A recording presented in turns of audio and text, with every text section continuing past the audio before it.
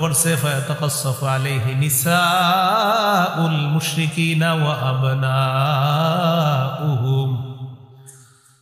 কাফেরদের স্ত্রী, কাফেরদের সন্তান, তাদের নারী পুরুষ যারা আছে সবাই দলে দলে আবু বকরকে দেখার জন্য ভিড় জমায়। ওই যে আশঙ্কা করছে সেটাই হল। আবু বকরের সামনে আসে, আসার পর দেখে ওয়াকানা আবু বকরিন রাজুলান বাক্কাআন লা ইয়ামলিকু দামআহু হিনা ইয়াকরাউল কুরআন। আবু বকর যখন কোরআন তেলাওয়াত করে চোখের পানি আটকে রাখতে পারে না, সবাই আশ্চর্য হয়ে তাকায় থাকে, একটা মানুষ কত সুন্দর করে কাঁদতে পারে। আশ্চর্য হয়ে যায় যে মানুষ এত কান্না করে কিভাবে। ইয়াজাবুনা ওয়া ইয়ানজুরুনা ইলাই, সবাই আশ্চর্য হয় আর তার দিকে তাকায় থাকে। আল্লাহু আকবার, কিভাবে কান্না! তার কান্নাটা ইসলামের দিকে মানুষকে আকৃষ্ট করতে। এই কান্না আমার আপনাকে আল্লাহ দান করে। তো আবু বকর সিদ্দিক রাদিয়াল্লাহু তাআলা প্রকাশ্যে ইবাদত করে। ফাআরসালু ইলা ইবনি দাগিনা, কাফেরদের কানে গিয়েছে তাদের সন্তানরা, তাদের স্ত্রীরা, তাদের কন্যারা আবু বকর সিদ্দিকের তেলাওয়াত শোনার জন্য ভিড় জমায়। ইবনু দাগিনা কাছে সংবাদ পাঠাইলো, ইবনু দাগিনা তুমি তাড়াতাড়ি আসো, তোমার সাথে আমাদের কথা। আপনারা একটু আকল খাটাইলে বুঝবেন ইবনু দাগিনাকে কেন ডাকলো কাফেররা। হ্যাঁ, জায়গা দিছে কি ইবনু দাগিনা, এই জন্য ডাকছে, কথা। মাশাআল্লাহ, আল্লাহ আপনারা বাঁচান। তো ডাকছে, ডাকার পর ইবনু দাগিনাকে কাফেররা ডেকে বলতেছে, ইবনু দাগিনা তুমি শর্ত সহকারে আবু বকরকে আশ্রয় দিয়েছিলা, কিন্তু আবু বকর শর্ত মানতেছে না, এখন তো কিছু করার নাই।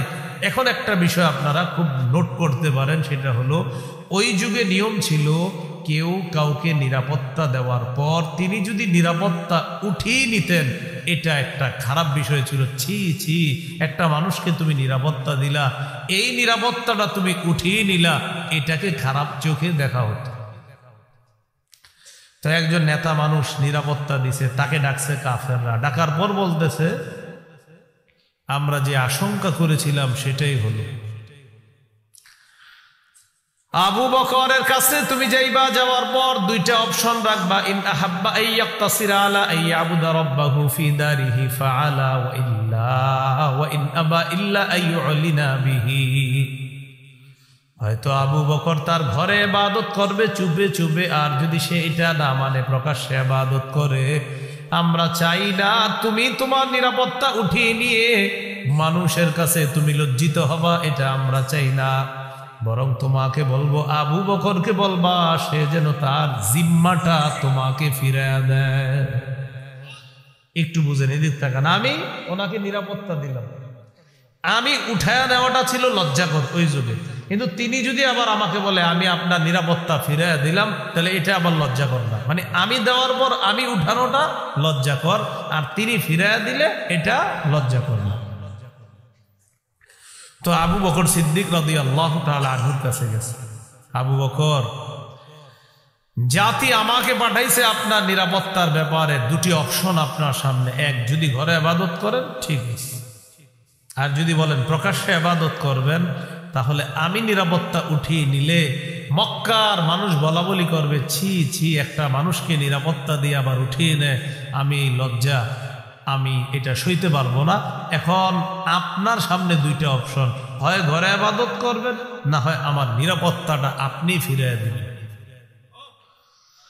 আবু বকর সিদ্দিক রাদিয়াল্লাহু তাআলা আনহু যে জবাবটা দিলেন, এই জবাবটা আমার আপনার ঈমানের জন্য শিক্ষা, মজবুত ঈমানের জন্য। সবাই মন দিয়ে শুনেন কি বললেন।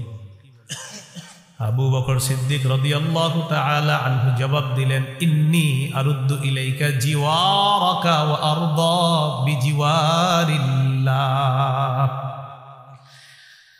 ইবনু দাগিনা, আমি তোমার নিরাপত্তা ফিরিয়ে দিলাম, আমার রবের নিরাপত্তায় আমি সন্তুষ্ট।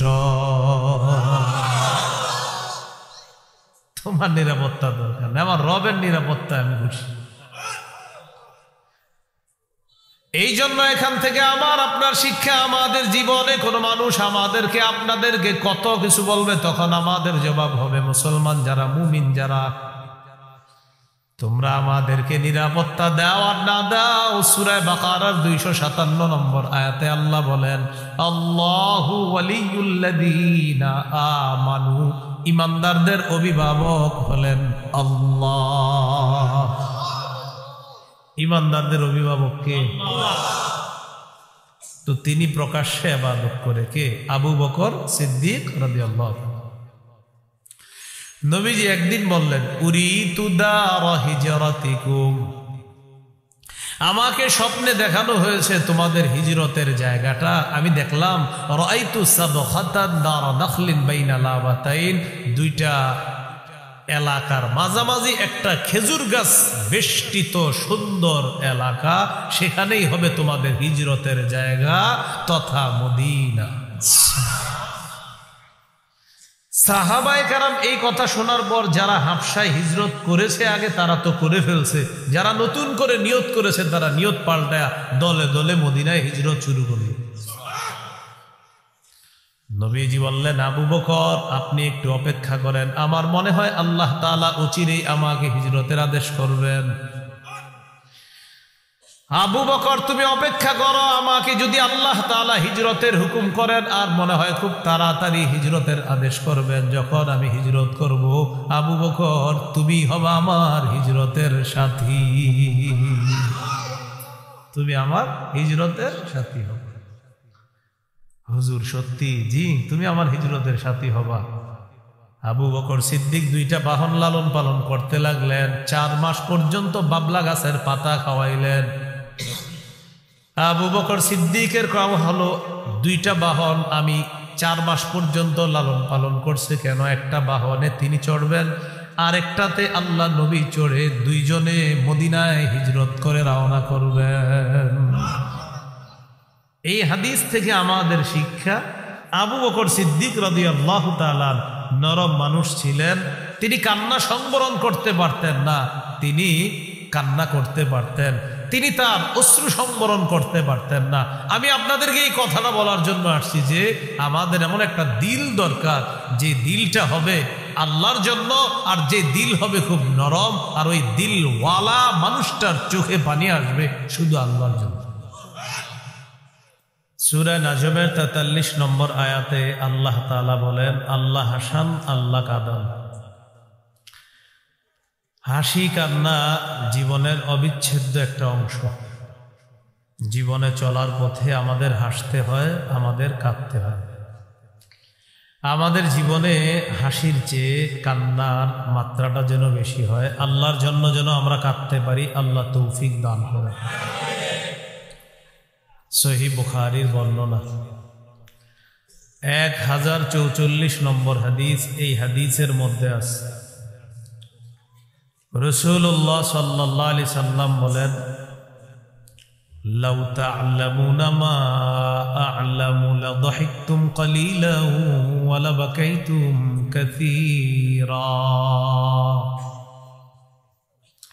আমি যা জানি তোমরা যদি তা জানতে, তাহলে তোমরা কম হাসতে, বেশি কান্না করতে। রাসূলুল্লাহ সাল্লাল্লাহু আলাইহি সাল্লাম বিভিন্ন সময় কান্না করেছেন, সাহাবায়ে কেরামও কান্না করেছেন। ইবনে মাজার হাদিস 4197 নম্বর হাদিস। এই হাদিসের মধ্যে আছে বারা ইবনে আযিব রাদিয়াল্লাহু তাআলা আনহুর বর্ণনা, তিনি বলেন, রাসূলুল্লাহ সাল্লাল্লাহু আলাইহি সাল্লামের সাথে আমরা একটা কবরের কাছে গেলাম। ফাজালাসা আলা শাফিরিল কবরি, নবীজি কবরের পাশে বসলেন। জাসা আলা রুকবাতাইহি, হাঁটু গেড়ে বসলেন। বসার পর ফাবাকা, কান্না শুরু করলেন, কাঁদতে কাঁদতে, হাত্তা বাল্লাত সারা মিন দুমুইহি, সামনের মাটিগুলা নবীর চোখের পানিতে ভিজে গেছে। সহিহ বুখারীর বর্ণনা 2297 নম্বর হাদিস। একটা কান্না আছে বুকা উর রহমা, দয়ার কান্না, মায়ার কান্না। আয়েশা সিদ্দিকা রাদিয়াল্লাহু তাআলা আনহার বর্ণনা, তিনি বলেন, লাম আকিল আবাওয়াইয়া কত্তু ইল্লা ওয়া হুমা ইয়াদিনানিদ দীনা ওয়া লাম ইয়ামুররু আলাইনা ইয়াওমুন ইল্লা ইয়াতিনা ফীহি রাসূলুল্লাহি সাল্লাল্লাহু আলাইহি ওয়াসাল্লাম তারাফাইন নাহারি বুকরাতাও ওয়া আশিয়া। আমার বুঝজ্ঞান হওয়ার পর আমার বাবা মাকে আমি ধর্ম পালন করতে পেয়েছি, আর আমি বুঝজ্ঞান হওয়ার পর দেখেছি দিনের 2 বেলা, সকাল সন্ধ্যা, এমন কোন দিন নাই নবী আমাদের বাসায় আসেন নাই। প্রতিদিন সকালে সন্ধ্যায় 2 বার আমাদের বাসায় আসতেন। ফালাম্মা বাতুলিয়াল মুসলিমুনা খারাজা আবু বকরিন মুহাজিরান কিবালাল হাবাশা। মুসলমানরা যখন পরীক্ষার সম্মুখীন হয়, সাহাবায়ে কেরাম হাবশার দিকে হিজরত করা শুরু করলেন। আবু বকর সিদ্দিক রাদিয়াল্লাহু তাআলা আন হাবশার দিকে হিজরত করলেন। লাকিয়াহু ইবনুদ দাগিনা ওয়া হুয়া সাইয়্যিদুল কারা। একটা এলাকা আছে নাম কারা, ওই এলাকার এক নেতা নাম ইবনুদ দাগিনা আবু বকর সিদ্দিকের সাথে সাক্ষাৎ করলেন। সাক্ষাৎ করার পর আবু বকর সিদ্দিক রাদিয়াল্লাহু তাআলা আনহুকে বললেন, আইনা তুরিদু আনতা ইয়া আবা বকরিন। আবু বকর, আপনি কোথায় রওনা করলেন? আবু বকর সিদ্দিক রাদিয়াল্লাহু তাআলা জবাব দিলেন, আখরাজানি কওমি ফাউরিদু আন আসিহা ফিল আরদি ফাআবুদা রাব্বি। আমার জাতি আমাকে বের করে দিয়েছে, আমি দেশে দেশে ঘুরবো আর রবের ইবাদত করব। আপাতত হাবশার দিকে রওনা করছে। তো নেতা ইবনুদ দাগিনা তিনি বললেন, ইন্না মিসলাকা লা ইয়াখরুজু ওয়া লা ইউখরাজু ফাইন্নাকা তাকসিবুল মা'দুমা ওয়া তাসিলুর রাহিমা ওয়া তাহমিলুল কাল্লা ওয়া তাকরিদ দাইফা ওয়া তুঈনু আলা নওয়াইবিল হক। আবু বকর, আপনার মতো ভদ্র মানুষ, আপনার মতো সজ্জন মানুষ, এই মানুষকে বের করা দেওয়া যেতে পারে না, এই মানুষ বের হতে পারে না। আপনার মাঝে অসাধারণ 5টা বৈশিষ্ট্য আছে। 1 নাম্বার, আপনি অসহায়কে সহায়তা করেন। 2 নাম্বার, রক্তের সম্পর্ক রক্ষা করেন। 3 নাম্বার, বোঝা বহন করেন। 4 নাম্বার, মেহমানদারি করেন। 5 নাম্বার, আপনি মানুষের বিপদ আপদে তাদের পাশে দাঁড়ান। এই 5 গুণ যার মধ্যে আছে, এমন মানুষকে বের করা যায় না, এমন মানুষ বের হতে পারে না। ফারজিয়া, চলেন আপনি। ফাআবুদ রাব্বাকা বিবিলাদিকা ওয়া আনা লাকা জার। আমি নেতা হিসাবে আপনাকে নিরাপত্তা দিব, সব নিরাপত্তার ব্যবস্থা করব। আপনি ফিরে আসেন, বাড়িতে গিয়ে ইবাদত করবেন। যাইতে দিলেন না। فارتحل ابن الدغينة ورجع مع أبي بكر الصديق رضي الله تعالى عنه। আবু বকর সিদ্দিক রাদিয়াল্লাহু তাআলা আনহুকে নিয়ে চলে আসলেন ইবনুদ দাগিনা। চলে আসার পর ওই জামানার নিয়ম হলো, কোন নেতা কাউকে নিরাপত্তা দিলে তিনি এই বিষয়টা অন্যান্য নেতাদেরকে জানাতে হবে। ইবনুদ দাগিনা মক্কার কাফের মুশরিক যারা, তাদের বড় বড় নেতাদের সাথে সাক্ষাৎ করলেন। ফাতাফা ফি আশরাফি কুফারি কুরাইশিন। কুরাইশদের বড় বড় নেতাদের সাথে সাক্ষাৎ করলেন। করার পর বললেন, আতুখরিজুনা রাজুলান ইয়াকসিবুল মা'দুমা ওয়া ইয়াসিলুর রাহিমা ওয়া ইয়াহমিলুল কাল্লা ওয়া ইয়াকরিদ দাইফা ওয়া ইউঈনু আলা নওয়াইবিল হক। এমন একটা মানুষকে তোমরা বের করে দিবা যে মানুষটা অন্যের সহযোগিতা করেন, যে মানুষটা রক্তের সম্পর্ক রক্ষা করেন, যে মানুষটা মেহমানদারি করেন, যে মানুষটা বোঝা বহন করেন, যে মানুষটা কেউ বিপদে পড়লে তাদের পাশে দাঁড়ায়, এমন একটা মানুষ তোমরা বের করতে পারো না। আমি তোমাদের কাছে আসলাম, আমি নেতা হিসাবে আবু বকরকে নিরাপত্তা দিলাম, তোমরাও আমার নিরাপত্তা দেওয়াটা মেনে নাও। তোমরা মেনে নাও, আমি তাকে নিরাপত্তা দিছি, তোমরা মানো। কুরাইশরা এটা শোনার পর ফাআনফাদাত কুরাইশুন জিওয়ারা ইবনে দাগিনা ওয়া আমানু আবা বকরিন। কুরাইশরা ইবনে দাগিনার এই নিরাপত্তানামা মেনে নিল এবং আবু বকরকে নিরাপত্তা দেওয়ার ব্যাপারে সবাই সম্মত হল। কাফেররা শর্ত আছে, এটা নোট করার মতো বিষয়, শর্ত আছে। ওয়াকালু লিইবনে দাগিনা, মক্কার কাফেররা ইবনে দাগিনাকে বলল, ইবনে দাগিনা আবু বকরের কাছে যাইবা, যাওয়ার পর কয়েকটা শর্ত দিবা। মুর আবা বকরিন ফালইআবুদ রাব্বাহু ফি দারি, আবু বকরকে বলবা সে যেন তার ঘরে ইবাদত করে।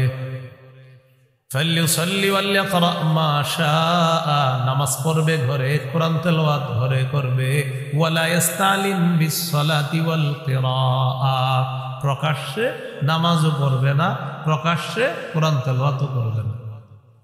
এটা বলে দিবা। কয় সমস্যা কি?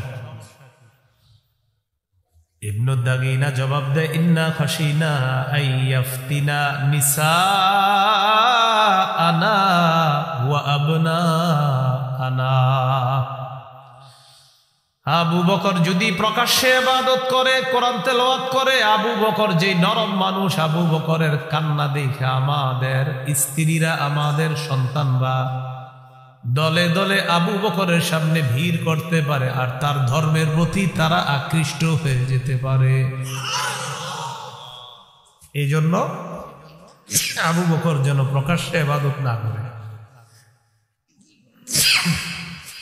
ইবনে দাগিনা আসছে, আসার পর তাদেরকে জানায়া দিল, আবু বকর আপনি ঘরে ইবাদত করবেন, কোরআন তেলাওয়াত ঘরে করবেন, নামাজ ঘরে করবেন, বাহিরে আপনি কোরআন তেলাওয়াত করবেন না, বাহিরে নামাজ পড়বেন না, বাহিরে ইবাদত করবেন না।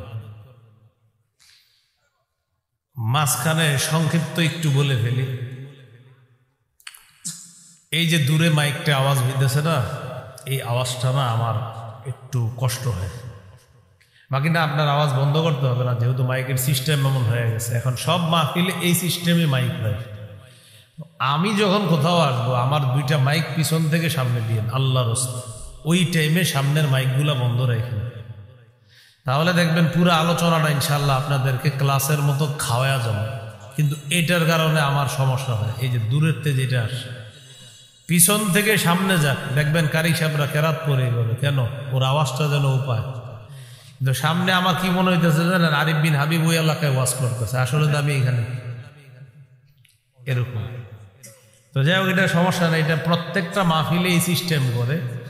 কিন্তু না না, এখন নতুন করে কিছু করবেন না, কিন্তু সুন্দর হবে দেখবেন, এইভাবে পিছন থেকে করবেন। ওলামা হজরতদেরকে আমি বলি, এইভাবে একদিন ওয়াজ করে দেখেন, 4-5টা মাইকই যথেষ্ট হয়ে যাবে, এরকম 50-60টা লাগানো না। খালি দেখবেন একদিন বয়ান করে, ডাক্তাররা বলবে হ্যাঁ তার সিস্টেমটা সঠিক, আমার সিস্টেম যেটা, ডাক্তাররা বলবে। কিন্তু এটা যেটা, এটা ডাক্তার বিরোধিতা করবে এই সিস্টেমের। আল্লাহ আমাদেরকে বুঝার তৌফিক দান করে। মাইকের আওয়াজগুলা নিয়ন্ত্রিত করা দরকার। মাহফিলের আওয়াজগুলা যখন নিয়ন্ত্রিত হবে, তখন মঞ্চে আর এই প্যান্ডেলের নিচে যারা থাকবে তারা বয়ানগুলা বুঝবে। বিশেষ করে বড় বড় মাহফিলগুলাতে দেখবেন 50-60টা মাইক লাগায়, আর মনে হয় কি জানেন, কি জানে কিয়ামত শুরু হয়ে গেছে। অনেক মানুষের কষ্ট হয়, সত্যি বলছি, প্রচুর কষ্ট হয় মানুষের। দোয়া আছে আপনাদের কাছে, আমি এই অনিয়ন্ত্রিত ময়দানে কয়দিন থাকবো আমি জানি না, নিয়ন্ত্রণ না করতে পারলে হয়তো আমি আমার নিয়মই থাকবো, কিন্তু অনিয়ন্ত্রিত ময়দানে আমার পক্ষে সম্ভব হবে না, কারণ মানুষ কষ্ট হবে আমার মাহফিলে। এই মাহফিল আমি করব ইনশাআল্লাহ। খুব নিয়মের দিকে আগাইতেছি ইনশাআল্লাহ। সর্বোচ্চ 1-1.5 বছরের মধ্যে আমি নিয়মে আসবো। নিয়মে আসবে তো আমাকে পাবে, আমার নিয়মে আসবে না জিন্দেগি ভরেও কেউ পাবে। কিন্তু নিয়ম, মানুষের কষ্ট হবে এমন মাহফিল হবে না, এটা আমার প্রথম শর্ত থাকবে। মাহফিলের শর্তই হবে মানুষ কিছু আসবে। মহিলা প্যান্ডেল যদি হয় সেখানে ছোট্ট 2টা মাইক দিবেন, তারা বয়ান শুনবে, এলাকাবাসীর কষ্ট দেওয়া যাবে। এবার আপনারা বলবেন হুজুর এটা কোনো কথা? তো আমি তো বলি না আমার আনতেন, আমার কথা মানবেন না আনবেন না আনবেন না, খালাস, সহজ বিষয় না। আমার মাহফিলের কারণে জাতির কষ্ট হবে না, আমি আল্লাহর কাছে এই জবাব দিতে পারবো না। আপনারা হয়তো পারবেন, এই জন্য সাহস আছে, আমি পারবো না। আল্লাহ আমাদেরকে বুঝার তৌফিক দান করুন। তো বলছিলাম, আবু বকর সিদ্দিক রাদিয়াল্লাহু তাআলা আনহুকে বললেন, আপনি বাহিরে ইবাদত করবেন না। বাহিরে ইবাদত করলে আমাদের স্ত্রী, আমাদের সন্তানরা ফিতনায় পড়বে, তাদের আশঙ্কা আছে যে আপনার ধর্মের প্রতি আকৃষ্ট হয়ে যাবে। আবু বকরকে গিয়ে বিষয়টা জানায়া দিল ইবনুদ দাগিনা। জানায়া দেওয়ার পর ইবনুদ দাগিনা বিষয়টা মেনে নিল। তফিক আবু বকরিন ইয়াবুদু রাব্বাহু ফি দারিহি। আবু বকর ঘরে ইবাদত করা শুরু করলেন। প্রকাশ্যে নামাজও পড়ে না, প্রকাশ্যে কোরআন তেলাওয়াতও করে না, উনি আস্তে ধীরে গোপনে গোপনে ঘরে ইবাদত করে। এখন আওয়াজটা ঠিক আছে, দেখবেন বয়ানটা আপনারা ইনশাল্লাহ পুরাটা অনেকটা মুখস্থর মতো হয়ে যাবে, একটু মন দিয়ে শোনেন। তো উনি ইবাদত বন্দিগি করে, নামাজ পড়ে। একদিন ওনার মনে হলো আর কত চুপে চুপে, এবার প্রকাশ্যে ইবাদত করা দরকার। ফাবতানা মসজিদান বিফিনাই দারি। আবু বকর সিদ্দিক তার বাড়ির সামনে ছোট্ট একটা মসজিদ বানাইলেন। বাড়ির আঙিনায় মসজিদ বানানোর পর ফাবারাজা ফাকানা ইউসাল্লি। আবু বকর প্রকাশ্যে নামাজ পড়া শুরু করলেন, ইবাদত করা শুরু করলেন প্রকাশ্যে। কাফেররা যে আশঙ্কা করছে, ফায়াতাকাসসাফু আলাইহি নিসাউল মুশরিকিনা ওয়া আবনাউহুম। কাফেরদের স্ত্রী, কাফেরদের সন্তান, তাদের নারী পুরুষ যারা আছে সবাই দলে দলে আবু বকরকে দেখার জন্য ভিড় জমায়। ওই যে আশঙ্কা করছে সেটাই হল। আবু বকরের সামনে আসে, আসার পর দেখে ওয়াকানা আবু বকরিন রাজুলান বাক্কাআন লা ইয়ামলিকু দামআহু হিনা ইয়াকরাউল কুরআন। আবু বকর যখন কোরআন তেলাওয়াত করে চোখের পানি আটকে রাখতে পারে না। সবাই আশ্চর্য হয়ে তাকায় থাকে, একটা মানুষ কত সুন্দর করে কাঁদতে পারে। আশ্চর্য হয়ে যায়, যে মানুষ এত কান্না করে কিভাবে। ইয়াজাবুনা ওয়া ইয়ানজুরুনা ইলাইহি। সবাই আশ্চর্য হয় আর তার দিকে তাকায় থাকে। আল্লাহু আকবার, কিভাবে কান্না! তার কান্নাটা ইসলামের দিকে মানুষকে আকৃষ্ট করতে। এই কান্না আমার আপনাকে আল্লাহ দান করে। তো আবু বকর সিদ্দিক রাদিয়াল্লাহু তাআলা প্রকাশ্যে ইবাদত করে। ফাআরসালু ইলা ইবনিদ দাগিনা। কাফেরদের কানে গিয়েছে, তাদের সন্তানরা, তাদের স্ত্রীরা, তাদের কন্যারা আবু বকর সিদ্দিকের তেলাওয়াত শোনার জন্য ভিড় জমায়। ইবনুদ দাগিনা কাছে সংবাদ পাঠাইলো, ইবনুদ দাগিনা তুমি তাড়াতাড়ি আসো, তোমার সাথে আমাদের কথা। আপনারা একটু আকল খাটাইলে বুঝবেন ইবনুদ দাগিনাকে কেন ডাকলো কাফেররা। হ্যাঁ, জায়গা দিছে কি ইবনুদ দাগিনা, এই জন্য ডাকছে, কথা। মাশাআল্লাহ, আল্লাহ আপনারা বাঁচান। তো ডাকছে, ডাকার পর ইবনুদ দাগিনাকে কাফেররা ডেকে বলতেছে, ইবনুদ দাগিনা তুমি শর্ত সহকারে আবু বকরকে আশ্রয় দিয়েছিলা, কিন্তু আবু বকর শর্ত মানতেছে না, এখন তো কিছু করার নাই। এখন একটা বিষয় আপনারা খুব নোট করতে পারেন, সেটা হলো ওই যুগে নিয়ম ছিল কেউ কাউকে নিরাপত্তা দেওয়ার পর তিনি যদি নিরাপত্তা উঠিয়ে নিতেন এটা একটা খারাপ বিষয় ছিল। ছি ছি, একটা মানুষকে তুমি নিরাপত্তা দিলা, এই নিরাপত্তাটা তুমি উঠিয়ে নিলা, এটাকে খারাপ চোখে দেখা হতো। তো একজন নেতা মানুষ নিরাপত্তা দিছে, তাকে ডাকছে কাফেররা। ডাকার পর বলতেছে, আমরা যে আশঙ্কা করেছিলাম সেটাই হলো। আবু বকরের কাছে তুমি যাইবা, যাওয়ার পর দুইটা অপশন রাখবা, ইন আহাব্বা আইয়াক্তাসিরা আলা আইয়াবুদা রাব্বাহু ফি দারিহি ফাআলা ওয়া ইন আবা ইল্লা আইয়ুলিনা বিহি। হয়তো আবু বকর তার ঘরে ইবাদত করবে চুপে চুপে, আর যদি সে এটা না মানে প্রকাশ্যে ইবাদত করে, আমরা চাই না তুমি তোমার নিরাপত্তা উঠিয়ে নিয়ে মানুষের কাছে তুমি লজ্জিত হবা, এটা আমরা চাই না। বরং তোমাকে বলবো, আবু বকরকে বলবা সে যেন তার জিম্মাটা তোমাকে ফিরায়া দেয়।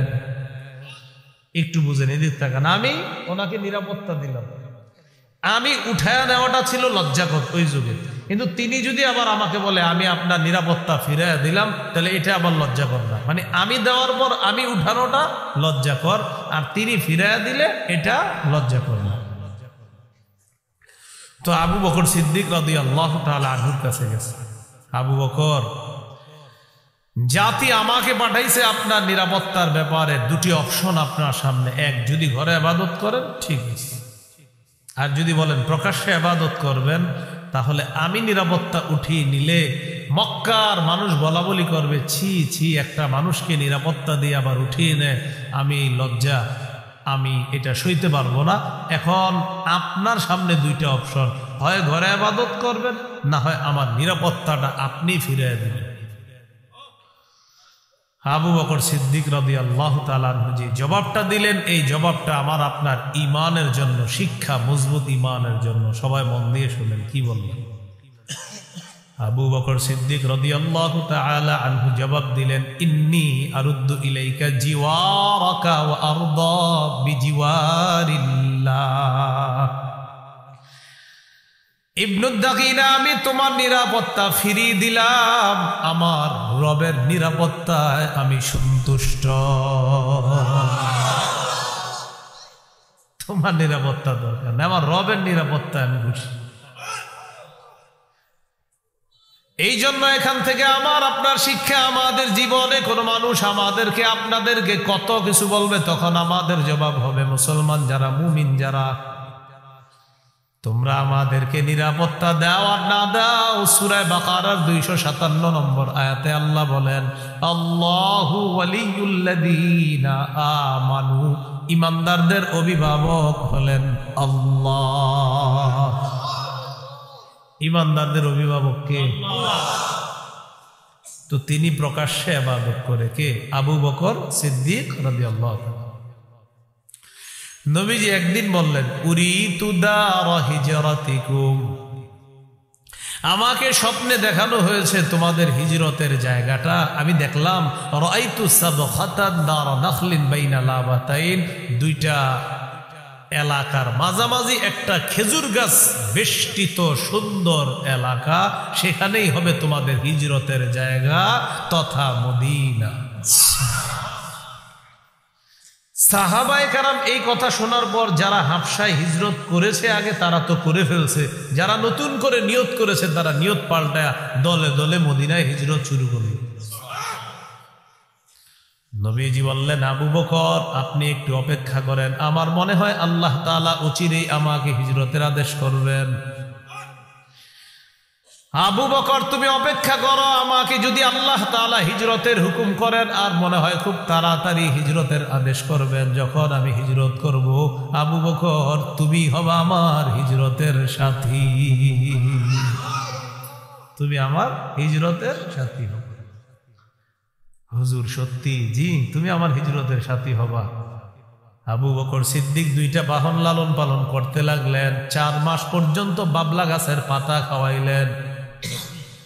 আবু বকর সিদ্দিকের কাম হলো, দুইটা বাহন আমি 4 মাস পর্যন্ত লালন পালন করছে। কেন? একটা বাহনে তিনি চড়বেন, আরেকটাতে আল্লাহ নবী চড়ে দুইজনে মদিনায় হিজরত করে রওনা করবেন।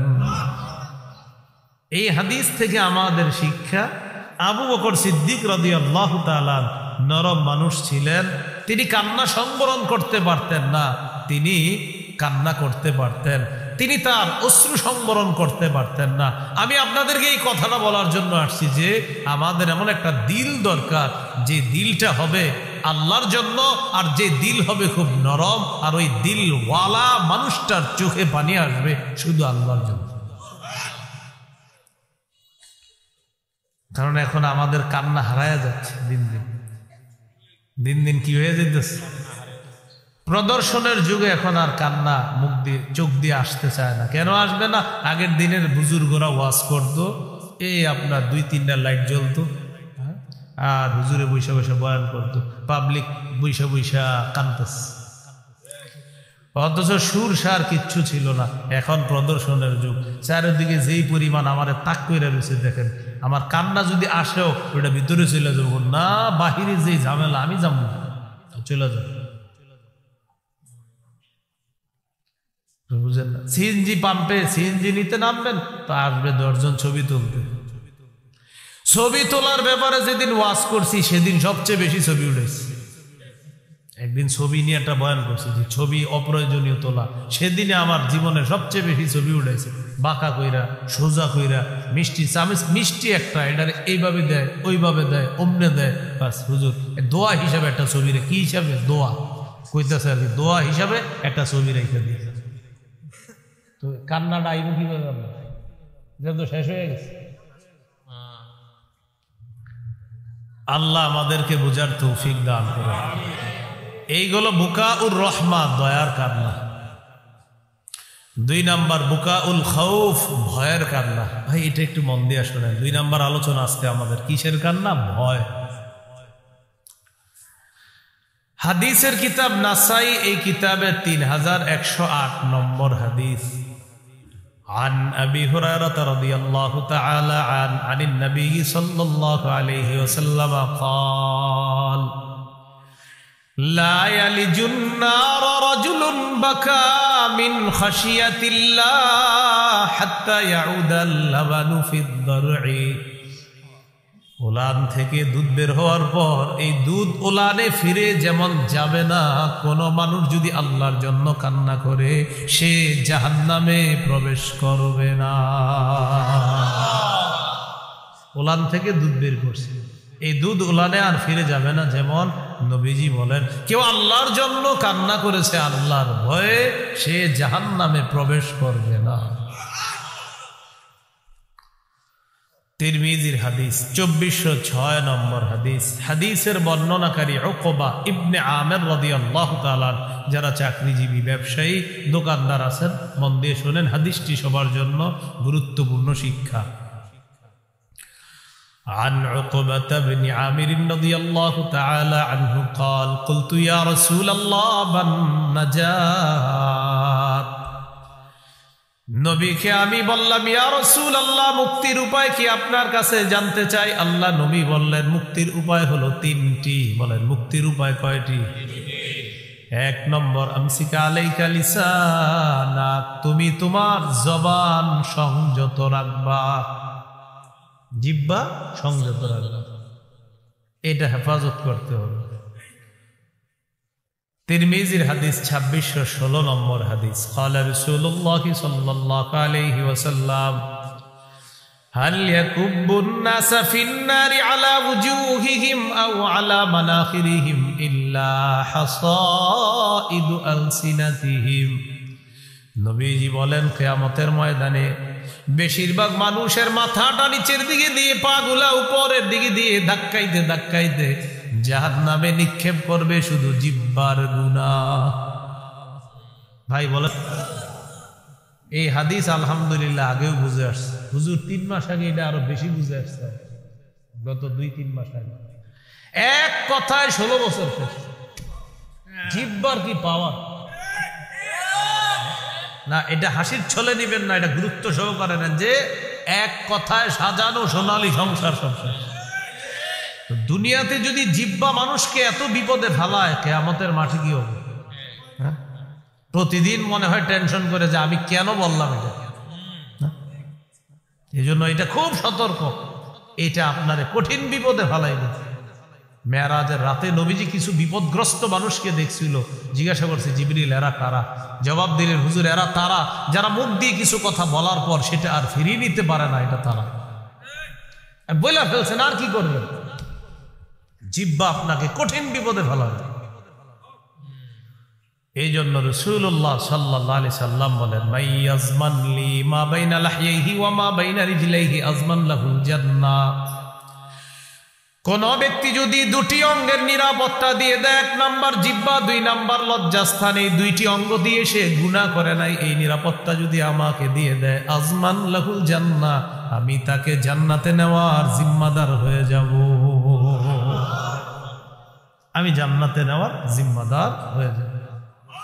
আল্লাহ আমাদেরকে এই জিহ্বা নামক অঙ্গটা গুনাহ থেকে যেন হেফাজত করতে পারে, আল্লাহ তৌফিক। قال رسول الله صلى الله عليه وسلم المسلم من سلم المسلمون من لسانه ويده। আমি একজন মুসলিম দাবি করছি, তিনি একজন মুসলিম, আমার জবানের আর হাতের কষ্ট দেওয়া থেকে তিনি যদি নিরাপদ থাকে, নবী বলেন আমি তোমাকে খাঁটি মুসলিম বলে ঘোষণা করলাম। বলেন আমার সাথে, আমরা কোন মুসলমানকে জবান দিয়ে, হাত দিয়ে, কর্ম দিয়ে, কথা দিয়ে কষ্ট দিব না ইনশাআল্লাহ। আজকে থেকে আমরা কথা দিয়েও কষ্ট দিব না, কর্ম দিয়েও কাউকে কষ্ট দিব না। এই হলো 1 নাম্বার মুক্তির উপায়, জিহ্বা সংযত করো। 2 নাম্বারটা শুনুন, ওয়ালিয়াসাকা বাইতুকা, তোমার ঘর যেন তোমার জন্য প্রশস্ত হয়ে যায়। দোকানদারি করার পর 6টা বাজে আপনার বাসায় যাওয়ার কথা, অথবা 8টা বাজে আপনার বাড়িতে যাওয়ার কথা, রাত 11টা 12টা বাজে এখনো আপনি বাড়িতে যান না। স্ত্রী ফোন দেয়, কি ব্যাপার, আপনার তো 8:30টার মধ্যে ঘরে থাকার কথা, এখনো কেন আসেন না? কয় বন্ধুদের সাথে আছে। নবীজি বলেন না না, তোমার কর্ম নাই, বাসায় যাও, বাসা থেকে বের হও, কর্মে যাও। কর্মে আসো, ঠিক আছে, কর্ম নাই, বাসায় যাও। আড্ডাবাজিতে যাওয়া যাবে। ওয়ালিয়াসাকা বাইতুক, তোমার ঘর তোমার জন্য যেন প্রশস্ত হয়। ঘরে থাকো, ঘরে থাকো, কাজ আছে বাইরে যাও, কাজ নাই ঘরে যাও। অন্য জায়গায় আড্ডাবাজি করা যাবে না। কেন? মাদক দ্রব্যে জড়িয়ে যাবে, টাস জুয়া ইত্যাদির মধ্যে হাজার হাজার টাকা শেষ করে যাবে। এই জন্য 2 নাম্বার মুক্তির উপায়, ঘরে থাকো। আপনি যখন পরিবারের সামনে থাকবেন, আপনার আব্বা আম্মা স্ত্রী সন্তানদের সামনে আছেন, আপনি ইবলিস আপনারে গুনাহ করাইতে চাইলেও গুনাহ করতে পারবেন না তখন। কারণ আপনি এমন মানুষদের সাথে আছেন যাদের সামনে আপনি গুনাহ করতে চাইলেও পারবেন না। তাই নবী বলেন মুক্তির 2য় উপায়, ঘরে থাকো। ঘর যেন তোমার জন্য প্রশস্ত হয়, ঘরে যেন তোমার জায়গা হয়। বাহিরে গিয়ে সিগারেট আর মোবাইলে অন্য কারোর সাথে কথা বলবো না। তো এরকম 6টায় অফিস শেষ, 12টায় বাসায় আসেনি মানুষের। এইটা মুক্তির 2 নাম্বার উপায়। ওয়ালিয়াসাকা বাইতুক, তোমার ঘর তোমার জন্য যেন প্রশস্ত হয়। ভাই আপনারা বুঝতেছেন নি? বাস আপনারা বুঝলে হবে ইনশাআল্লাহ। 3 নাম্বার, ওয়াবকি আলা খাতিআতিক, তুমি তোমার গুনাহের জন্য কান্নাকাটি করবা। 1 নাম্বার জবান নিয়ন্ত্রণ করবা, 2 নাম্বার তোমার ঘর যেন তোমার জন্য প্রশস্ত হয়, 3 নাম্বার তুমি গুনাহের জন্য কান্নাকাটি করবা। আল্লাহ তাআলা আমাদেরকে এই 3টা গুণ অর্জন করার তৌফিক দান করেন। হাদিসের একটা কিতাব আছে আল জামিউস সগীর, এই কিতাবের 8655 নম্বর হাদিস। ক্বালা রাসূলুল্লাহ সাল্লাল্লাহু আলাইহি ওয়াসাল্লাম, মান যাকারাল্লাহ ফাফাদাত আইনা হাত্তা ইউসিবাল আরদ লাম ইউআযিবহুল্লাহু ইয়াওমাল কিয়ামা। কোন ব্যক্তি যদি আল্লাহকে স্মরণ করে আর তার 2 চোখ দিয়ে পানি বের হয়, পানি যদি জমিনের মধ্যে লাগে, আল্লাহ তাআলা কিয়ামতের ময়দানে তাকে আযাব দিবেন না।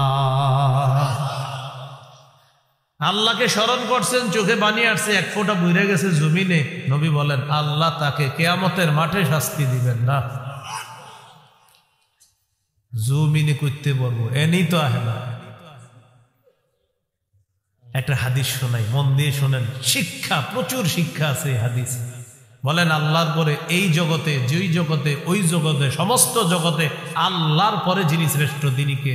মুহাম্মাদুর রাসূলুল্লাহ সাল্লাল্লাহু আলাইহি ওয়াসাল্লাম।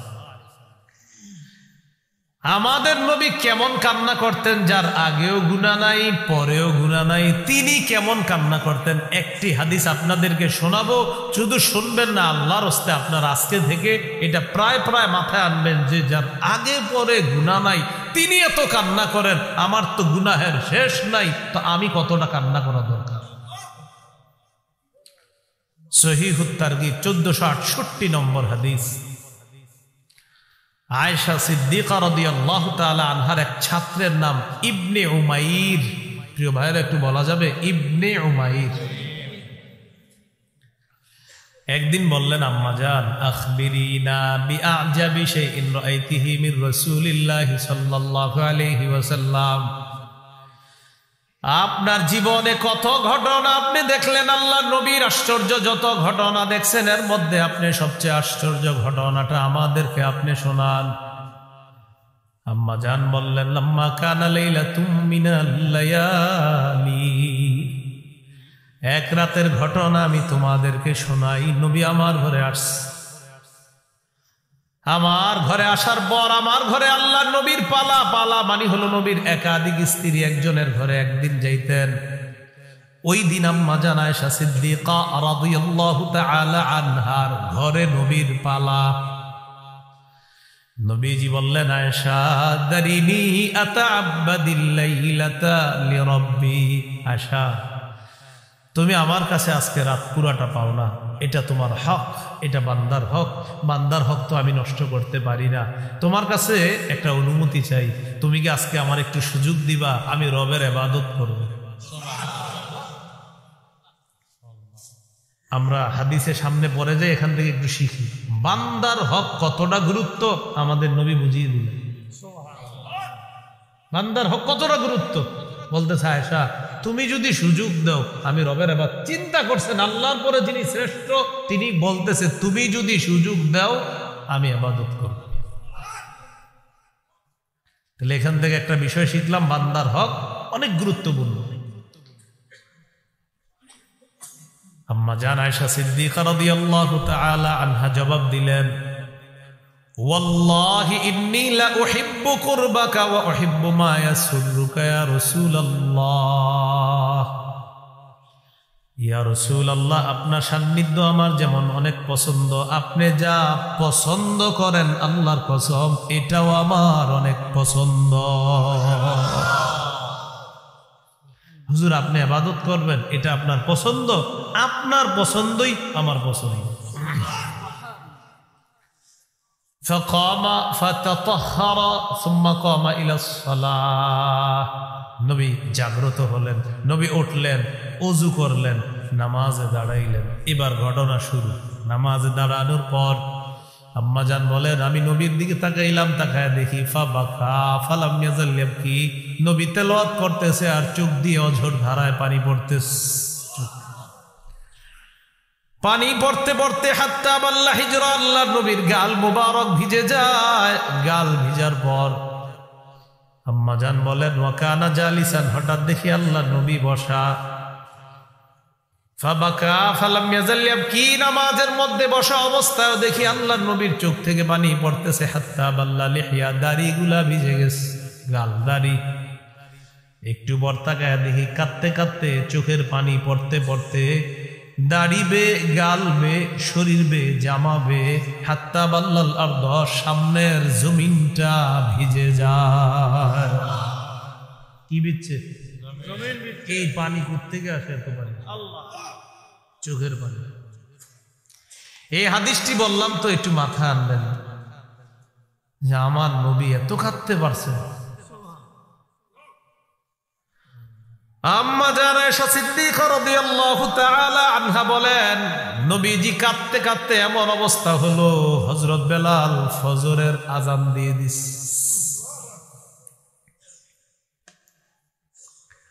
আযান দেওয়ার পর নিয়ম হলো আল্লাহর নবী সুন্নত পড়তেন বাসায়।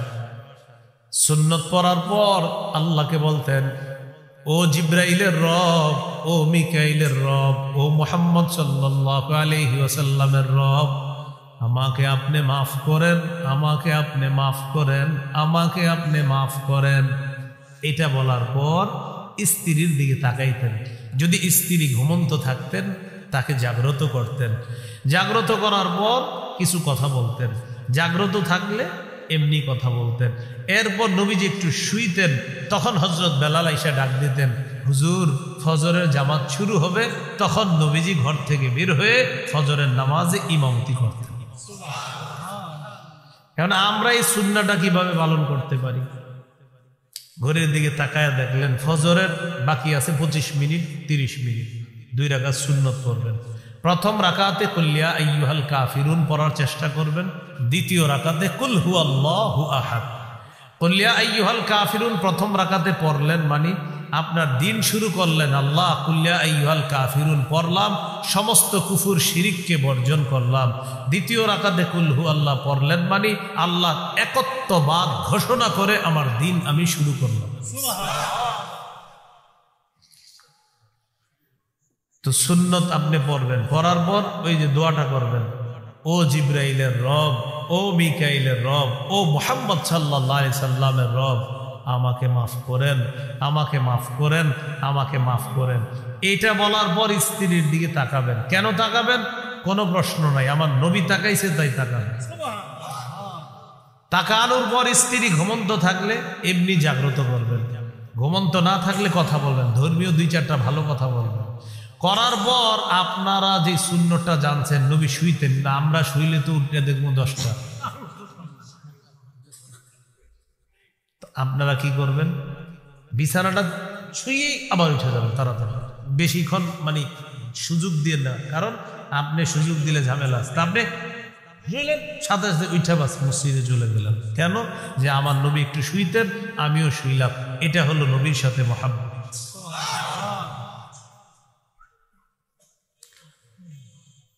তো রাসূলুল্লাহ সাল্লাল্লাহু আলাইহি সাল্লাম শুইতেন, আমরাও কি করব?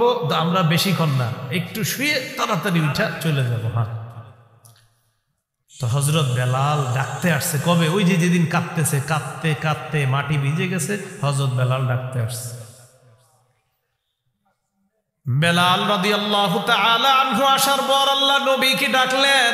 ভালো করে তাকায় দেখে ওই মুহূর্তে আল্লাহ নবী বসে বসে কান্না করতেছে, কাঁদতেছে। হযরত বেলাল বললেন, তাবকি ইয়া রাসূলুল্লাহ ওয়া ক্বাদ গফারাল্লাহু লাকা মা তাকদ্দামা মিন যামবিকা ওয়া মা তাআখার। হুজুর আপনি কান্না করেন কেন? আল্লাহ তো আপনার আগে পরের সব মাফ করে দিয়েছে। ইয়া রাসূলুল্লাহ আপনি কান্না করেন কেন? আপনার তো আগেও গুনাহ নাই, পরেও গুনাহ নাই, আপনার তো কান্না করার প্রয়োজন নাই। নবীজি জবাব দিলেন, বেলাল আফালা আকুনু আবদান শাকুরা, আমি কি আল্লাহর শুকর গুজার বান্দা হব না বেলাল? যে রব আমাকে এত শ্রেষ্ঠত্ব দান করলেন, রবের একটু শুকরিয়া আদায় করলাম আর কান্না করলাম। এই হাদিসটি আপনাদেরকে নবীর কান্নার ইতিহাস শোনানোর চাইতে আমার বেশি উদ্দেশ্য, তিনি এত কাঁদতে পারেন, আমাদের গুনাহের শেষ নাই, আমাদের চোখে পানি আসে না। ইলেকট্রনিক মিডিয়াটা নিয়ন্ত্রিত ব্যবহার করেন, অনিয়ন্ত্রিত ব্যবহার করেন না, এটারে নিয়ন্ত্রণে আনেন। এই যান্ত্রিক যন্ত্রণাটা নিয়ন্ত্রণে আনেন। আমি বলছি না বাদ দিয়ে দিতে, পারবেন না এই যুগে বাদ দিতে, প্রয়োজন এটাকে প্রয়োজন রাখেন, এটাকে অপ্রয়োজনীয় বানায়। মায়ের সাথে কথা বলছেন, বাস খালাস রেখে দেন। একজনের ওয়াজ শুনছেন আধা ঘন্টা, বাস আলহামদুলিল্লাহ রেখে দেন। রাতের বেলা এটা চালায়েন না, বিশেষ করে রাতে 7টা 8টার পরে আর চালায়েন না, এটা রেখে দিয়েন। আয়াতুল কুরসি পড়বেন, কুল হুয়াল্লাহ 3 বার, ফালাক 3 বার, নাস 3 বার পড়ার পর হাতে ফু দিবেন। এইভাবে ফু দেওয়ার পর এইভাবে সামনে দিয়ে মুছবেন, এটা এইভাবে মুছবেন সামনে, হ্যাঁ সারা শরীরের সামনে মুছবেন। বিছানায় বসার পর আস্তে আস্তে শুয়ে যাবেন, দেখবেন আপনার ঘুম আইসা যাবে। এই শীতকালে যদি 10টায় ঘুমান, 4টায় উঠলে 6 ঘন্টা ঘুম হয়, তখনও তাহাজ্জুদের সময় থাকে, 2 রাকাত সালাত আদায় করেন। সহিহুত তারগীবের বর্ণনা 630 নম্বর হাদিস। এই হাদিসের মধ্যে আছে, রাজুলুন কামা ফি লাইলাতিন বারিদাতিন মিন ফিরাশিহি ওয়া লিহাফিহি ওয়া দিসারিহি ফাকামা সুম্মা তাওয়াদ্দা সুম্মা কামা ইলা সালাহ। প্রচন্ড শীতের রাত, ঘুম থেকে উঠলেন, ওযু করলেন, নামাজে দাঁড়াইলেন, ল্যাপ কম্বলগুলা পাশে পড়ে রইছে, আপনি নামাজে দাঁড়াইলেন, আল্লাহ আপনাকে দেখে খুশিতে হাসতে থাকে। দেখো করে কি, এই শীত দিয়ে মানুষ ঘুমায় আর এই উঠে নামাজ পড়ে। ফেরেশতাদেরকে আল্লাহ তাআলা বলে, মা হামালা আবদি হাদা আলা মা সানা। ও ফেরেশতারা, আমার বান্দা নামাজে দাঁড়াইছে কেন? আল্লাহ তো সব জানে, আল্লাহ এখন সাক্ষী বানাবে। ফেরেশতারা জবাব দেয়, রাজা আমা ইনদাকা ওয়া শাফকাতাম মিম্মা ইনদাক। আল্লাহ আপনার কাছ থেকে পাওয়ার আশায় আর আপনার ভয়ে আপনার দরবারে দাঁড়িয়েছে। আল্লাহ তাআলা বলেন, আতাইতুহু মা রাজা, যে আশায় সে দাঁড়িয়েছে আমি তাকে দিয়ে দিলাম। ওয়া আম্মানতুহু মিম্মা ইয়াখাফ, যে ভয়ে সে দাঁড়িয়েছে এই ভয় থেকে আমি তাকে নিরাপত্তা দিয়ে দিলাম। তোমরা সাক্ষী থাকো। আপনাদের কারো সুন্দরী বিবি আছে, নরম বিছানা আছে। মাজমাউজ জাওয়ায়েদ 2 নম্বর খণ্ড 258 নম্বর পৃষ্ঠা। নবী বলেন, ওয়াল্লাযী লাহু ইমরাআতুন হাসানাতুন ওয়া ফিরাশুন লাইয়িন। এই শীতেই এই আমলটা করেন। রাতের বেলা 3:30-4টা বাজে উঠলেন, ওঠার পর তাকায় দেখেন আপনার বিবি ঘুমায়, আরাম বিছানাটা পড়ে আছে। ওই মুহূর্তে আপনি চিন্তা করলেন সবাই ঘুমায়, মুরাদনগর মানুষগুলা ঘুমায়, আমার আল্লাহ তো ঘুমান না। ঘুমানো আল্লাহর জন্য শোভাও পায় না। ইন্নাল্লাহা লা ইয়ানামু ওয়া লা ইয়ানবাগি লাহু আইয়ানামা। ইবনে মাজার হাদিস। নবী বলেন, আল্লাহ তাআলা ঘুমান না, ঘুমানো আল্লাহর জন্য শোভাও পায় না। আল্লাহ ঘুমান না, ঘুমানো আল্লাহর জন্য শোভা পায় না। তো এই বান্দা উজু করছে, উজু করে নামাজে দাঁড়াইছে, পাশে বিস্তিরি ঘুমাইতেছে, পাশে নরম বিছানা আছে, আশেপাশে সব মুরাদনগরের ঘুমাইতেছে, তার কন্যা ছেলে মেয়ে ঘুমায়, ওই বান্দা নামাজে দাঁড়াইছে। ইউহিব্বু ওয়া ইয়াস্তাবশিরু ওয়া ইয়াদহাকু। আল্লাহ তাকে ভালোবাসে, আল্লাহ তার প্রতি খুশি হয়, আল্লাহ তাকে দেখে হাসতে থাকে। কি করা যাবে না ইনশাআল্লাহ? তো আর কবে? শীতকাল তো শুরুই হয়েছে। এখন জামাত কয়টায় হচ্ছে? ঢাকা হইল 5:55-তে। আচ্ছা, মিরপুরে 55-তে। বাবা আমগছে ওখানে 55-তে আর কি পরে। এই জন্য বললাম, আমি যে এলাকায় থাকি ওখানে 55-তে জামাত, তাহলে 50-55 হবে সব জায়গায়। তাহলে আপনি 4টা বাজেও যদি ওঠেন, 10টায় ঘুমায় 6 ঘন্টা ঘুম। এই জন্য শীতকালটা ইবাদতের কাল হিসাবে নেন। আপনি বন্ধুর সাথে প্রতিযোগিতা শুরু করেন, দোস্ত আমরা দুইজন একসাথে ব্যবসা করি, দেখি এই শীতে কে কত তাহাজ্জুদ পড়তে পারে। মানে এটা আপনাদের টার্গেট, আল্লাহকে খুশি করা। দেখি তুমি কত খুশি করতে পারো আল্লাহকে, আর আমি কত খুশি করতে পারি। আপনারা ব্যবসায়ীরা এইরকম ইবাদতের প্রতিযোগিতা করেন, সাহাবীরা ইবাদতের প্রতিযোগিতা করতেন। ভুলে গেছেন কোত্থেকে আসলাম। কান্নার ফোঁটা যদি জমিনে পড়ে, আল্লাহ তার জন্য কিয়ামতের ময়দানে তাকে আল্লাহ আযাব দিবেন না, আল্লাহ তাকে শাস্তি দিবেন না। সহিহ বুখারীর বর্ণনা 660 নম্বর হাদিস। قال رسول الله صلى الله عليه وسلم سبعة يظلهم الله في ظله يوم لا ظل إلا ظله। 7 ব্যক্তি এমন, যে 7 ব্যক্তিকে আল্লাহ তাআলা কিয়ামতের ময়দানে তার কুদরতি ছায়া জায়গা দিয়ে দিবেন, যেদিন আল্লাহ তাআলার ছায়া ছাড়া আর কোনো ছায়া থাকবে না। 1 নাম্বার আল ইমামুল আদিল, ন্যায়পরায়ণ শাসক। আমাদের কপালে জানি কবে আছে এটা, আমাদের কপালে কবে আছে? আল্লাহ কবুল করুন। আবার দোয়াটা করেন, বলেন, আবার বলেন, আপনি বলেন আমিন।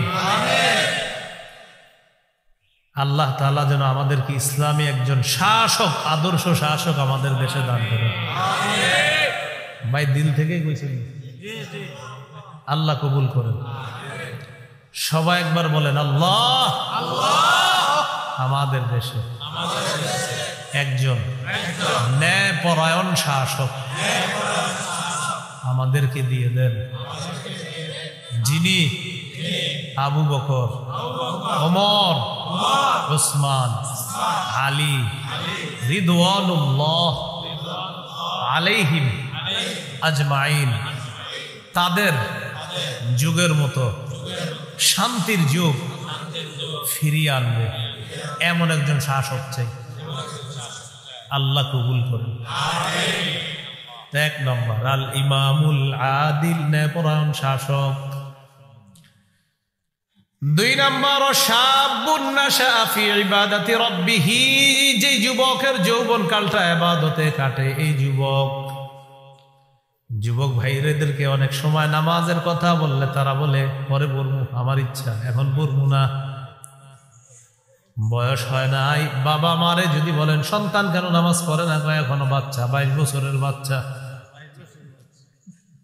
পড়বে ইনশাল্লাহ। যুবক ভাই ইবাদতে যৌবন কালটা কাটান। মাথার উপর দিয়ে গরম পানি চলে যাবে, সেদিন আপনি যতই বলবেন আর কিন্তু আপনার লাভ হবে না। কালকে থেকে শুরু করব, ফজর থেকে শুরু করব,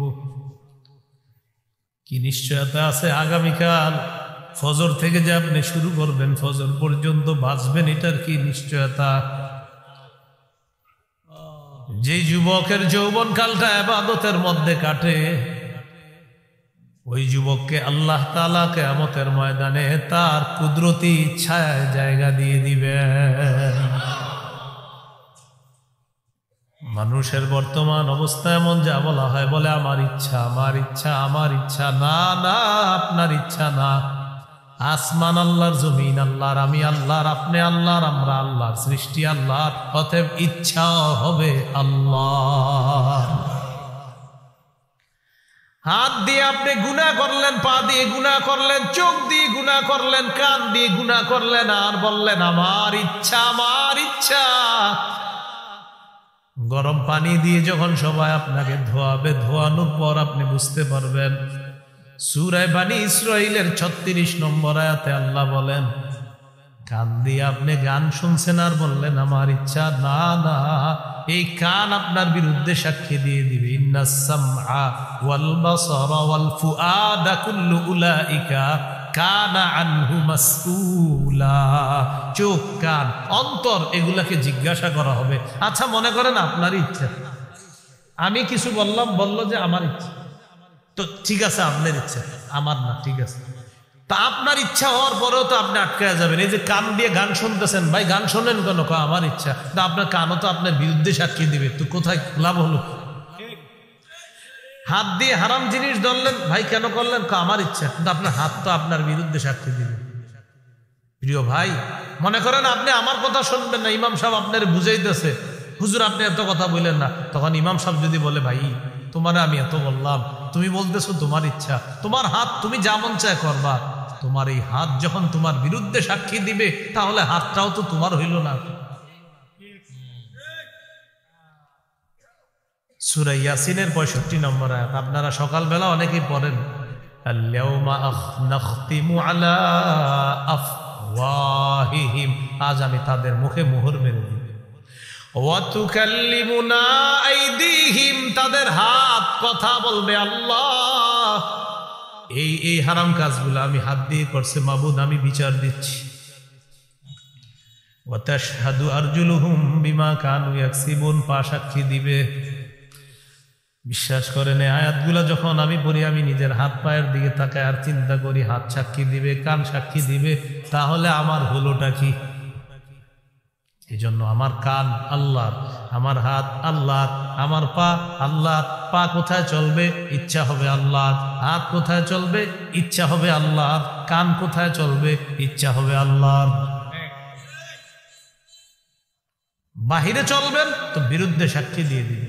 সূরা হামিম আস-সাজদা 20-21 নম্বর আয়াত। কারো ঘরে বাংলা অনুবাদ থাকলে অনুবাদটা দেখে নিবেন। আল্লাহ বলেন, হাত্তা ইযা মা জাউহা শাহিদা আলাইহিম সামউহুম ওয়া আবসারুহুম ওয়া জুলুদুহুম বিমা কানু ইয়ামালুন। অনুবাদ করি আর সবাই চামড়ার দিকে তাকান, হাতের চামড়ার দিকে তাকান, সবাই অনুবাদটা করি। আল্লাহ তাআলা বলেন, যেদিন তারা আগুনের সামনে আসবে, তাদের কান তাদের বিরুদ্ধে সাক্ষী দিবে, তাদের চোখ তাদের বিরুদ্ধে সাক্ষী দিবে, তাদের চামড়া চামড়া চামড়া তাদের বিরুদ্ধে সাক্ষী দিবে, তাদের চামড়া চামড়া। وقالوا لجلودهم لما شهدتم علينا, সেদিন তারা চামড়াকে বলবে, ও চামড়া তুইও আমার বিরুদ্ধে সাক্ষী দিলি। চামড়াকে বলবে মানুষ, চামড়াকে বলবে এভাবে, চামড়া তুই আমার বিরুদ্ধে সাক্ষী দিলি। চামড়া বলবে আনতাকানাল্লাহুল্লাযী আনতাকা কুল্লা শাই, যে আল্লাহ সবকিছুকে কথা বলাইতে পারেন, ওই আল্লাহ আমি চামড়াকে আজকে কথা বলার শক্তি দিয়ে দিছে। ভাই বলেন সেদিন কি হবে? বললাম তো ইচ্ছাটা আপনারই, নেন আপনারই ইচ্ছা, কিন্তু আপনার ইচ্ছায় যে গান শুনলেন, আপনার ইচ্ছায় হারাম দেখলেন, আপনার ইচ্ছায় হারাম স্পর্শ করলেন, বললাম তো আপনারই ইচ্ছা, কিন্তু ওরাও তো আপনার বিরুদ্ধে সাক্ষী দিবে। তাহলে সবাই দিল থেকে বলেন, আসমান কার? জমিন কার? সৃষ্টি কার? আমরা কার? আপনারা কার? আমি কার? তিনি কার? আমরা সবাই কার? তাহলে আমরা চলবো কিভাবে? আইন হুকুম ইচ্ছা হবে কার? আল্লাহ লাহুল খালকু ওয়াল আমর, সৃষ্টি তার, হুকুম তার। আল্লাহ বুঝার তৌফিক দান করুন। শাবুন নাশাআ ফি ইবাদাতি রাব্বিহি, 2 নাম্বার এই যুবক, যে যুবকের যৌবন কালটা ইবাদতে কাটে। 3 নাম্বার রাজুলুন কলবুহু মুআল্লাকুন ফিল মাসাজিদ, যে ব্যক্তির অন্তরটা মসজিদের সাথে লেগে আছে। ফজর নামাজ পড়ার পর অন্তর মসজিদের সাথে লেগে আছে, কখন জোহর পড়বে। জোহরের নামাজ পড়ার পর অন্তর মসজিদের সাথে লেগে আছে, কখন আসরের নামাজ পড়বে। আসর পড়ার পর বাজারে যায়, বাজারে যাওয়ার পর বাজারের ব্যাগটা নিয়ে যখন বাড়ির দিকে রওনা করে, মাগরিবের নামাজের আজান হয়, মসজিদের ওযুখানায় তরকারির ব্যাগটা রাইখা নামাজের মধ্যে দাঁড়ায় যায়। মাগরিব পড়ার পর বাড়িতে যায়, কানটা খাড়া রাখে কখন মুয়াজ্জিন এশার আজান দিবে। এশার নামাজের সময় লোকটা মসজিদের দিকে দৌড়ায়। এশার নামাজ পড়ার পর মুরব্বি তার স্ত্রীকে বলে, আমার যা হবার হবে। ঘড়ির অ্যালার্ম দিছনি? মোবাইলের মধ্যে অ্যালার্ম দিয়ে দিছো কিনা? ফজরের নামাজের আজান দিলে যদি আমি টের না পাই, মেহেরবানি করে জাগায়া দিবা। এইভাবে যার অন্তরটা মসজিদের সাথে লেগে আছে, নবীজি বলেন আল্লাহ তাআলা কিয়ামতের ময়দানে তার ছায়া তলে তাকে জায়গা দিয়ে দিবেন। সবাই যদি এরকম হয়ে যেত, আমাদের দিলগুলা মসজিদের সাথে লেগে আছে, আল্লাহ এমন হওয়ার তৌফিক দান করুন। 4 নাম্বার ওয়ারাজুলানে তাহাব্বা ফিল্লাহ ইজতামা আলাইহি ওয়া তাফাররাকা আলাইহি, 2 জন, একজন আল্লাহর জন্য আরেকজনকে ভালোবাসে। এই 2 জনকেও আল্লাহ কিয়ামতের ময়দানে আরশের ছায়াতলে জায়গা দিবেন। 5 নাম্বার ওয়ারাজুলুন তালাবাতু ইমরাতুন যাতু মানসিবিন ওয়া জামালিন ফাকালা ইন্নী আখাফুল্লাহ, সম্ভ্রান্ত বংশীয় সুন্দরী কোন নারী আপনাকে খারাপ কাজের দিকে আহ্বান জানায়, আর তখন আপনি বললেন আমি আল্লাহকে ভয় করি। এই ব্যক্তিকেও আল্লাহ তাআলা কিয়ামতের ময়দানে তার ছায়া তলে জায়গা দিয়ে দিবেন। 6 নাম্বার, এটা বলার জন্য লম্বা হাদিসটা বললাম, রাজুলুন যাকারাল্লাহা খালিয়ান ফাফাদাত আইনা, নির্জনে আল্লাহরে স্মরণ করছে, চোখ দিয়ে পানি পড়ছে। মসজিদে একা একা বসে আছেন, কেউ নাই মসজিদে, ওই টাইমে ঠিক এইভাবে আল্লাহকে বলবেন, আল্লাহ আপনি আর আমি ছাড়া কেউ নাই। রাত 3টা-4টা বাজে উঠলেন, ওঠার পর সবাই ঘুমায়, আপনি ওই মুহূর্তে বসলেন, লেপটা কম্বলটা মুড়ি দিয়ে বসে বসে চোখের পানি ছাড়লেন, আর বললেন আল্লাহ আমার যে পরিমাণ গুনাহ আছে মাওলা, আমার সন্তানরা জানলে বাবা বলে পরিচয় দিবে না, আমার বাবা জানলে ছেলে বলে পরিচয় দিবে না, আমার বিবি জানলে স্বামী বলে পরিচয় দিবে না। আল্লাহ আপনি তো সাত্তার, আপনি তো সব গোপন করে রাখেন। আল্লাহ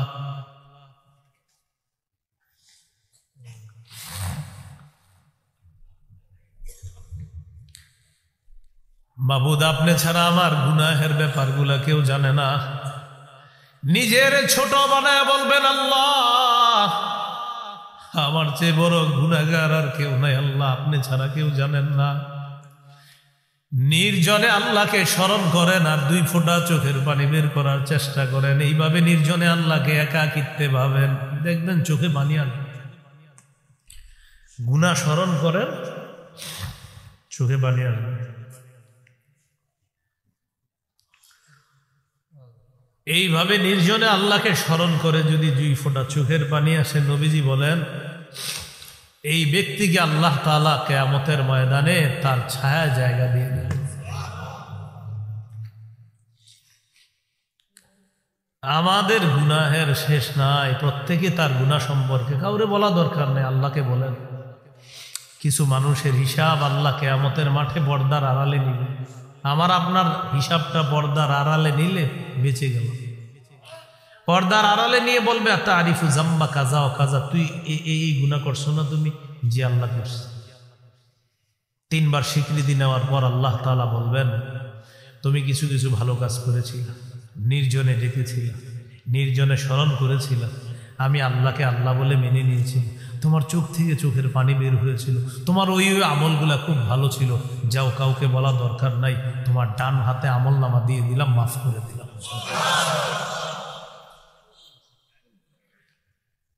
আল্লাহর সাথে একটু সম্পর্ক করার চেষ্টা করেন, আল্লাহ তৌফিক দান করেন। 7 নাম্বার, রাজুলুন তাসাদ্দাকা আখফা হাত্তা লা তা'লামা শিমালুহু মা তুনফিকু ইয়ামিনুহু। কোন ব্যক্তির ডান হাত ইখলাসের সাথে কি দান করে বাম হাত তা জানে না, এই ব্যক্তিকে আল্লাহ তাআলা কিয়ামতের ময়দানে তার ছায়া, কুদরতি ছায়া আল্লাহ জায়গা দিয়ে দিবেন। তো আমার এই লম্বা হাদিসের মূল উদ্দেশ্য এটা, নির্জনে আল্লাহকে স্মরণ করে চোখে পানি আনার চেষ্টা করা। তাহলে 2টা আলোচনা আজকে আমরা জানলাম, একটা দয়ার কান্না আর একটা হলো ভয়ের কান্না। বলেন, একটা দয়ার, ভয়ের কান্না। এই 2 কান্না আমরা যেন অর্জন করতে পারি। বিশেষ করে ভয়ের কান্নাটা, আল্লাহর ভয়, জাহান্নামের ভয়। আল্লাহ তৌফিক দান করেন। হ্যাঁ, 9:30 পর্যন্ত থাকার কথা ছিল, নাকি 9:30 পর্যন্ত ছিল, আর পরে 15 মিনিট বেশি হয়ে গেছে। আলহামদুলিল্লাহ, আল্লাহ তাআলা আমাদের সকলকে যে কথাগুলা বললাম শুনলাম আমল করার তৌফিক দান করেন। ভাই আমার সাথে একটু ওয়াদা করেন, গুনাহের স্মরণ নির্জনে করবো তো ইনশাআল্লাহ? কাউকে বলা দরকার নেই, শুধু আল্লাহকে বলবেন, আল্লাহ আমার গুনাহের শেষ নাই, মাবুদ আপনার রহমতেরও তো শেষ নেই। এইভাবে বলবেন, আল্লাহ আপনার রহমতের কাছে আমার পাহাড় পরিমাণ গুনাহ কিচ্ছু না। এক হাদিসে আসছে, আমার কোনো বান্দার গুনাহ যদি আকাশের চূড়ায় পৌঁছে যায়, আরও যদি আমাকে বলে আল্লাহ আপনার কাছে মাপ চাই, দিল থেকে কায়মনো বাক্যে যদি ও আমাকে বলে আর আমাকে ও রব মনে করে, আমি আল্লাহ ওর এই পাহাড় সম গুনাহ মাফ করব, আমি কারো পরোয়া করি না। আল্লাহ কারো পরোয়া করে না, মাফ করে দেন। আল্লাহ তৌফিক দান করেন। আজকের যে আলোচনাটা শুনলেন, আমার সংকলন মিম্বরের আমানতের 1ম খণ্ডের সর্বশেষ আলোচনাটা কান্না সম্পর্কে। যদি কারো প্রয়োজন হয়, গাড়ির কাঁচ না ভেঙে, আমি গাড়িতে যাইতে যাইতে যদি পারেন সংগ্রহ করে নেন। গাড়ির কাঁচ কিন্তু ভাঙা যাবে না, ঠিক আছে? গাড়ির কাঁচ না ভেঙে যদি কেউ পারেন সংগ্রহ করতে পারেন। সময়, আমি গাড়িতে উঠবো, এরপরে আর সময় নেই। 1 থেকে 6 খণ্ড কেউ যদি পারেন সবগুলোই সংগ্রহ করেন। 1ম খণ্ড সন্তানের 64টা অধিকার, 2য় খণ্ড শিরিক বেদাত কুফর তাওহীদ, 3য় খণ্ড হালাল হারাম, 4র্থ খণ্ড স্বামী স্ত্রীর অধিকার, 5ম খণ্ড লা ইলাহা ইল্লাল্লাহর ব্যাখ্যা, 6ষ্ঠ খণ্ড নামাজ সম্পর্কে আলোচনা। ইনশাল্লাহ রমজানের আগে 7ম, 8ম, 9ম খণ্ড আসবে বলে আশা করি ইনশাল্লাহ। আপাতত 6 খণ্ড আছে। প্রতিটি খণ্ড ওলামায়ে কেরাম সহ সর্বসাধারণের জন্য। নিজেরা পড়েন, সন্তানদেরকে পড়ার জন্য উৎসাহিত করেন। বিশেষ করে 1ম খণ্ড, 4র্থ খণ্ডটা জামাইবু যারা আছেন পুরো মুখস্থ করে ফেলবেন। আপনাদের জন্য সহজ করে একদম লেখা হয়েছে। আল্লাহ আমাদের সকলকে যেই কথাগুলা শুনলাম বললাম, প্রত্যেকেই যেন আল্লাহর ভয়ে কান্নাওয়ালা 2টি চোখ আমরা অর্জন করতে পারি। আল্লাহ তৌফিক দান করেন। আমিন। ওয়া আখিরু দাওয়ানা আলহামদুলিল্লাহি রাব্বিল আলামিন। আলহামদুলিল্লাহি রাব্বিল আলামিন ওয়াল আকিবাতু লিল মুত্তাকিন ওয়াস সালাতু ওয়াস সালামু আলা সাইয়্যিদিল আমবিয়া ওয়াল মুরসালিন ওয়া আলা আলিহি ওয়া আসহাবিহি আজমাইন। ربنا ظلمنا أنفسنا وإن لم تغفر لنا وترحمنا لنكونن من الخاسرين. رب ارحمهما كما ربياني صغيرا رب ارحمهما كما ربياني صغيرا. আল্লাহ নবীপুর পশ্চিম মধ্যপাড়া বাইতুল আমান জামে মসজিদ ও যুবকদের আয়োজনকে আপনি কবুল করেন। আল্লাহ, আমার আগে বুজুর্গ আলেমরা আলোচনা করেছে, বিশেষ করে হজরত মাওলানা গাজী ইয়াকুব উসমানী দামাত বরকাতুহুম, মুফতি মুতালেব হোসেন সালেহি দামাত বরকাতুহুম, হজরত মাওলানা হাফেজ শহীদুল্লাহ সাদি দামাত বরকাতুহুমুল আলিয়া, তারা আলোচনা করেছে। তারা আমার চেয়ে ভালো, তারা আমার চেয়ে আগে, তারা আমার অনেক উপরে মাওলা। আমি সবার পিছে, সবার নিচে মাওলা, কোনো সন্দেহ নাই। আল্লাহ, এই ভালো মানুষগুলার ভালো কথার সাথে আল্লাহ আমাকেও আপনি কবুল করে নেন। আল্লাহ, সর্বশেষ কিছু দিনই কথা বলছি মাওলা। আল্লাহ, এত দামি কথাগুলা আল্লাহ আমার মুখ থেকে আপনি বের করে দিয়েছেন মাওলা। আমি তো এগুলার যোগ্য ছিলাম না। আল্লাহ, আল্লাহ মেহেরবানি করে আমরা আমাদের সকলকে আপনি মাফ করে দেন। আল্লাহ, আমাদের সকলকে আপনি মাফ করে দেন। আল্লাহ, আমাদের সকলকে আপনি মাফ করে দেন। আল্লাহ, আল্লাহ আমাদেরকে একটা নরম দিল আপনি দিয়ে দেন, কান্নাওয়ালা দুটি চোখ আমাদেরকে দিয়ে দেন। আল্লাহ, ইলেকট্রনিক মিডিয়ার গুনাহ থেকে হেফাজত করেন। আল্লাহ, আপনার হাবিব বলছে আগুন হাতে রাখার চেয়ে ঈমান রাখা কষ্ট হবে। ওই যুগে আমরা আছি আল্লাহ, আপনার শুকরিয়া আদায় করে শেষ করতে পারবো না। এমন যুগে আপনি আমাদেরকে এই রহমতের নিচে আবদ্ধ করেছেন মাওলা। আল্লাহ, আজকে এইভাবে এখানে যেভাবে আমাদেরকে আবদ্ধ করেছেন, আমাকে, আমাদের এই ভাইগুলা যারা এখানে আছি আল্লাহ, আমাদের সকলকে রহমতের চাদরে আবদ্ধ করে কিয়ামতের ময়দানে পুলসিরাত পারের ব্যবস্থা করে দিয়েন। আল্লাহ, আপনি ছাড়া আমাদের যাওয়ার জায়গা নাই মাওলা। আল্লাহ, আমরা কোথায় যাব? আল্লাহ, কত নাফরমানি করি, কিন্তু দিন শেষে বুঝি আপনি ছাড়া কোনো উপায় নেই। হাত দিয়ে কত গুনাহ, চোখ দিয়ে কত গুনাহ, পা দিয়ে কত গুনাহ, আপনার আলো বাতাস গ্রহণ করে আপনার নাফরমানি করি।